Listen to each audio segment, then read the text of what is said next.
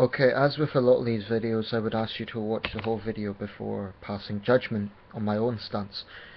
I've just watched a link on I guess you would call it social networking site called China Smack.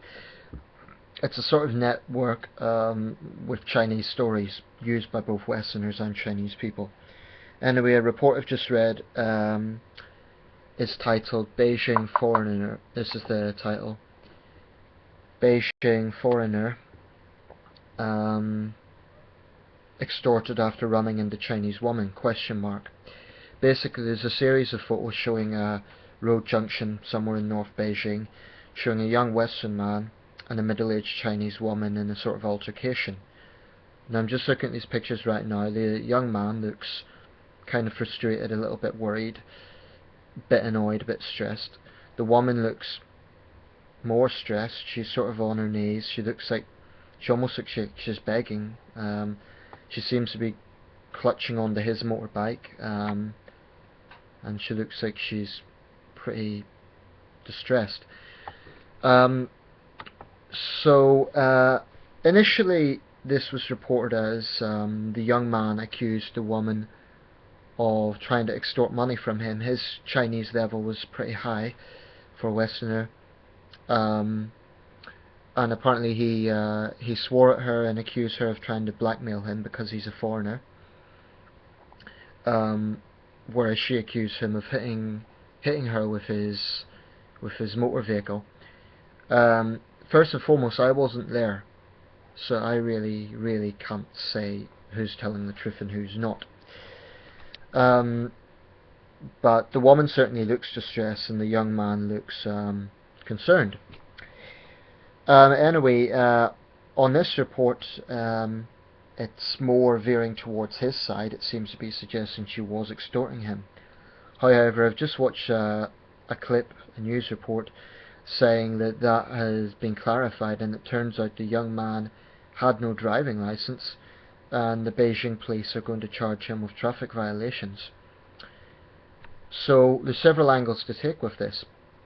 Apparently the woman and her family were furious because they feel that they've been vilified as being extortionists, when it could well be that the young man was at fault and he really did hit her. He is also claiming victimhood. He claims that she ripped his jacket. Basically, it's a blame game. Apparently there was compensation settled in the hospital, so this didn't go much further. But I'm commenting on this not necessarily for this specific case, but about the wider issues. For a few years now, there's been a lot of reports circulating that Westerners who have acted as good Samaritans have been extorted by greedy, usually middle-aged or old Chinese people. It's often been situations whereby an older person has, for example, collapsed in front of the Westerner. The Westerner, assuming that they've collapsed or something, went to their aid, only to be accused of pushing them over. Now, why a Westerner would willfully push over a Chinese person in China, it would just be a very stupid thing to do. It's very far-fetched. But anyway, then the relatives then accuse this Laowai of deliberately doing that just so they can extort money. I think those cases, people who are doing that, it's disgusting behaviour, and it gives China a bad image. And I think a lot of Chinese netizens realise this, and they share the anger towards these people, because they're just motivated by greed and ignorance. Greed because they want the money, and ignorance because they don't seem to realise that it's giving their country a bad image. Whether they know it's morally wrong, I'd be surprised if they don't, but that tends to be the case. I imagine, I don't know this as a fact, but I imagine it's often people from more poor backgrounds who want the money. I can't imagine well-educated, well-off Chinese doing this. So yeah, it's an unfortunate situation because good Samaritans are going to get a rough time, and I do think there is this phenomenon in China whereby if there's an altercation between a foreigner and a Chinese person, everyone in the immediate vicinity, regardless of who's right and who's wrong, will take the side of the Chinese person. Because China is a very nationalistic society, and I think there's an inbuilt sort of psyche of that remembers sort of humiliation from the days of the Opium Wars. So there is this inbuilt sort of jingoism in Chinese society, and it won't matter who's right and who's wrong, they'll automatically side with the Chinese person. And there is a sort of mob-like response quite often. I personally experienced it when I was in China. One day, I think I mentioned this in another video, I was handing out leaflets to promote a primary school, and myself and the two Chinese assistant teachers were basically mobbed by people wanting leaflets. It was quite an unsettling experience. I wasn't injured, but it was definitely a situation where someone could have been injured. There was children clearly getting crushed. I lost my temper, not with the children, but with some of the adults who were demanding leaflets because I felt they really should have known better, and I was angry because I could see there was children getting hurt. And I was angry that these adults could be so stupid and so materialistic. I mean, we're probably not much better here when you see sort of the stupidity around Boxing Day sales and so on, but it is definitely an unsettling thing. China, especially in more rural areas, I mean, I have to say this was Beijing, but in more rural areas, it would definitely be a case whereby if there was a foreigner in an altercation with a Chinese person, especially in a place with very few foreigners, I guarantee you most of the locals will take the side of the Chinese, because it's a sort of jingoistic mentality of banding together against, oh, it's a Laowai, so he or she must be at fault. And it's a mentality that really needs to change.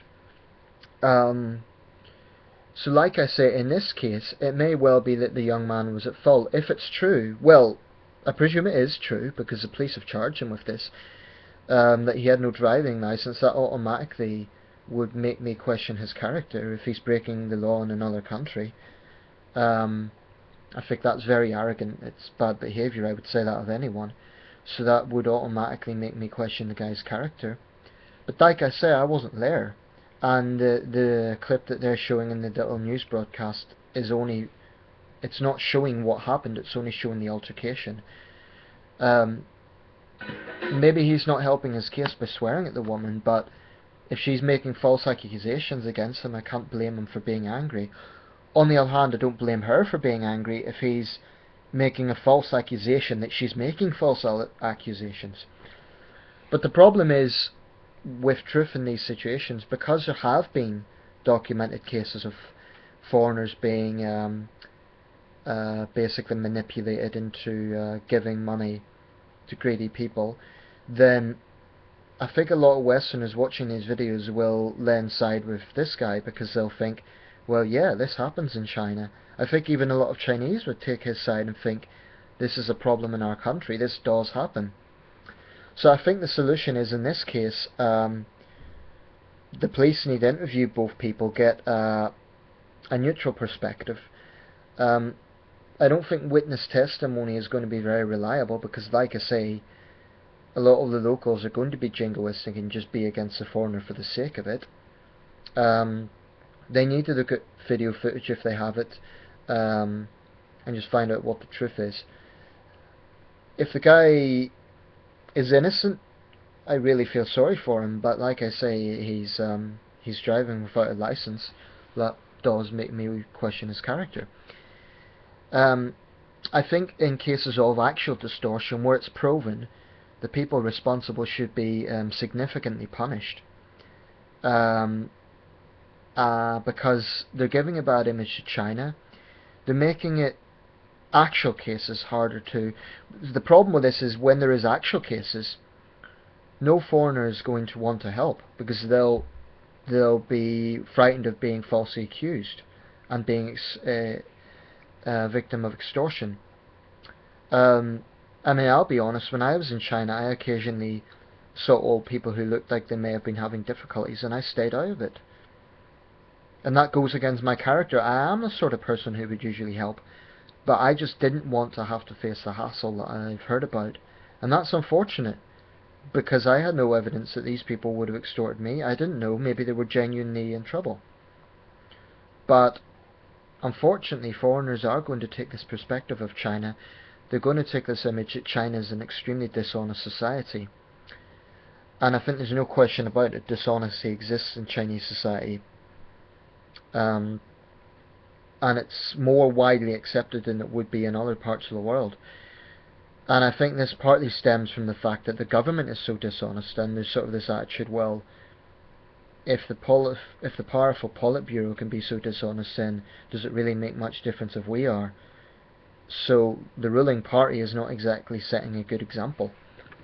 So in conclusion, I think people who actually do this to foreigners should be seriously punished.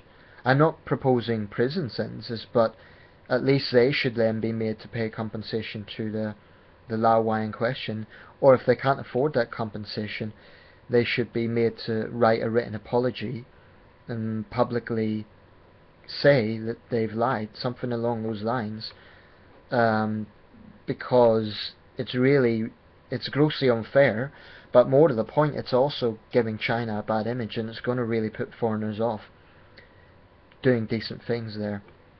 And it's going to make legitimate cases harder to... It's going to make China a very heartless society, because actual cases where people really are in trouble, no one's going to want to help. Not just foreigners, other Chinese will be reluctant to help, because they can be victims of extortion. So with this specific case, I really don't know what happened. I can't comment about the specifics of this case too much, but on the wider issue, I would say that people who are doing this for real should be punished, and foreigners who break Chinese law should face the same penalties as Chinese citizens. You can't go to another country and not get a valid driving license. It's just arrogant, reckless behaviour. And an excuse like, oh, the Chinese don't do it, it's not an excuse. Okay, so let me know your thoughts on this.